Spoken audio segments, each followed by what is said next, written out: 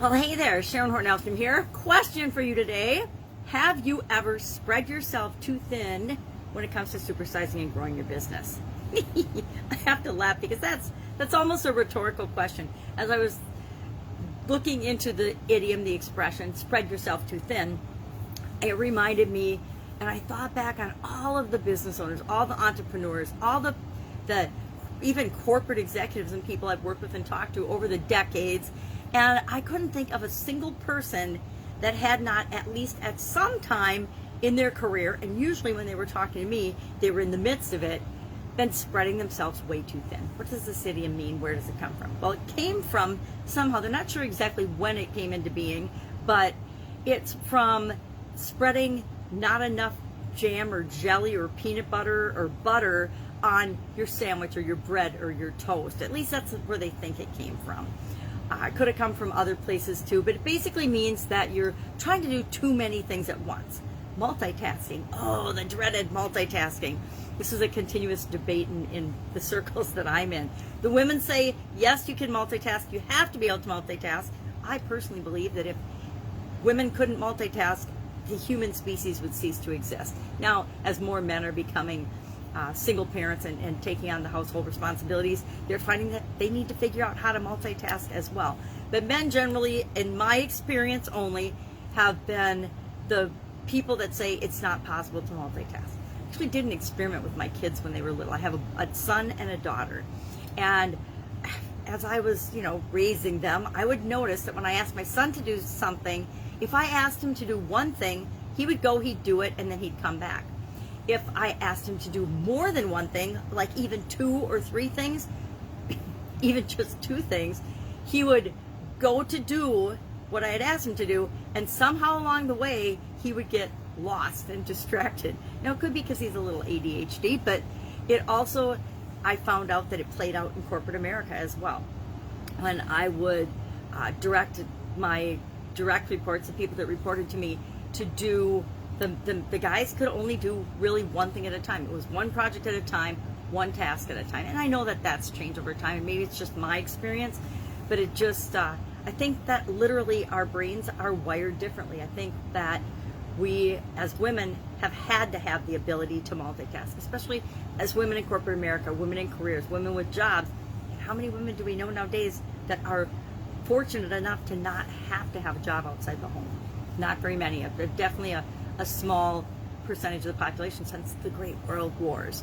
So what does that have to do with spreading yourself too thin? Pretty much all of us are spreading ourselves too thin all the time, primarily because there's so much competing for our time and our attention. So how do we deal with this?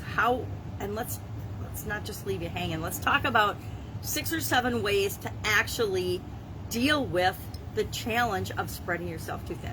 Think back to my 30s, and my whole 30s, probably into my 40s, leading up to a culmination of a massive health challenge at 50, was basically running through my life because I was spread way too thin. I was trying to do everything for everybody, be everything for everybody, and spread myself way too thin. And you can do that for a short period of time, and it's important that we have sprints as we're growing and building and supersizing our business. But we have to understand that sustainable sprint, how long we can do it, is going to be different for each of us. And I highly recommend not figuring out your absolute breaking point and limit. It takes a lot longer to recover from that than if you have your pace and you understand and you push yourself when you need to push, but you don't overdo it and overexert. I guess business, especially growing our business and supersizing our business, it's a marathon. It's not a sprint. Pieces of it are a sprint, but overall, we're in it for the long run. At least I hope you are. I know I am. So what are some of these ways that you can deal with spreading yourself too thin? Which means, how do you not spread yourself too thin? Number 1, learn to say no. Just absolutely know your limits, set boundaries, know what your boundaries are, and be absolutely okay with saying no to things that aren't important or urgent for you to be participating in. Yeah, there's always more things, and will always be more things in our lives and in our businesses that we would like to do, but are they really moving us toward our end goal? Are they really helping us to get and create what we want, or are they simply distractions or nice to do things? Number 2, make a list. Make a list of the things that are important to you. I guess number 6 on my list was figure out what's important to you, but maybe figure out what's important to you needs to be number 1. Usually is when I'm working with people, hey, you have to decide what's important to you and what your priorities are.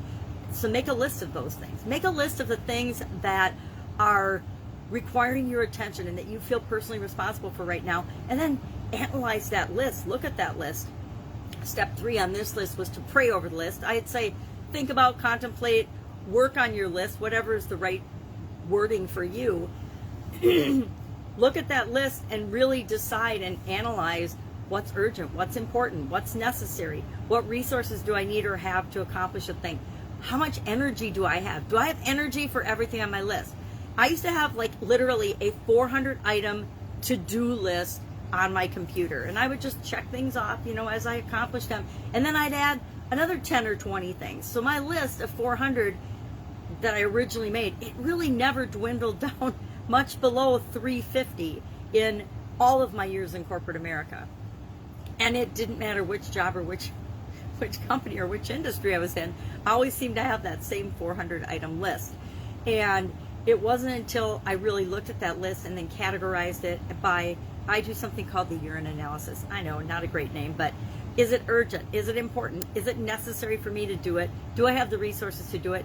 Do I have the energy or the effort? How much energy or effort is required for this thing? And that's why I started literally taking things off my list. Number 4, trust your intuition. Trust your gut, your intuition, your discernment, your whatever you call it, whatever that is for you, your inner knowing. Trust that, because sometimes our head and our heart leads us in a direction that feels like it makes sense and it should be, or we think intellectually it makes sense and should be right for us, and we find out that we've got this little niggling feeling that says, no, there's something wrong, there's something not right about this. And when we ignore that niggling feeling, I don't know about you, but every single time I have ignored that. When some things look great on paper and looked like everything was going to be perfect and run smoothly, but I had a bad feeling about it, or some kind of a nagging feeling about it, every single time I listened to my head and my heart and not my intuition, it led me down a very, very bad path on several occasions.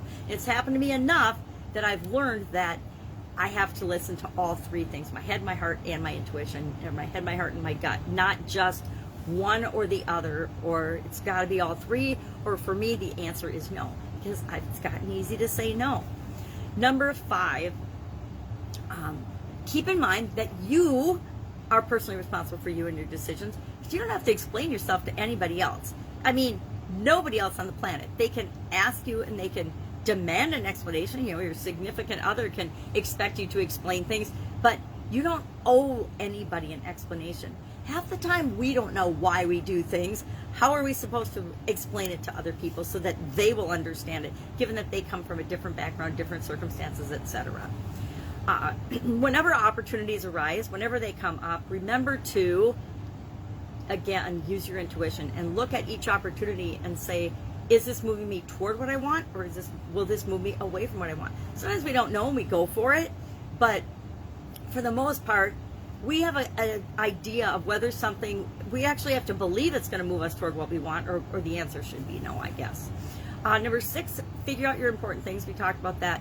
And number 7, don't overthink it. Don't overthink all of this in our lives. Go with your gut. If it feels like it's for you, you'll get positive feelings. If it's not for you, you'll have some kind of negative feelings, fear, doubt, worry, anxiety, stress. If you're feeling stressed out and freaked out about something on your list, it's probably not the right thing for you to do, at least not right now. So, curious how spread yourself too thin has shown up in your life and in your experience growing and building your business. Share in the comments below. And I will, of course, be with you tomorrow with another interesting idiom. What does it mean? Where does it come from? If I can find out where it exactly came from and when. I guess I got where, I just don't know when it actually came into being. And how you can use it in your business and maybe even in your life. Doing challenge and change related idioms for the month of August to coincide with the free Get Up and Go challenge. We're doing the Get Up and Go challenge for the 8th time this month. and it's really fun. We're going through each of the areas and aspects of our life, applying this framework that can help guarantee that, and not help, it guarantees you'll have better results after any change or challenge when you use this and after you've gone through the challenge than before. It's really fun. Been doing it since the beginning of COVID. So glad that I found something that has helped me weather all the nonsense and craziness of COVID, as well as thousands and thousands of other people. That's it. Have an awesome day. If I can help you in any way, ask in the comments below. If there's an idiom you're dying to know the origin and the meaning of and how it could be related to building and growing your business, if you have a specific question about growing and building and supersizing your business, always ask. There's no silly question except the one that we don't ask because we never got our answer to it. All right, have an amazing day. I'll, of course, be with you tomorrow.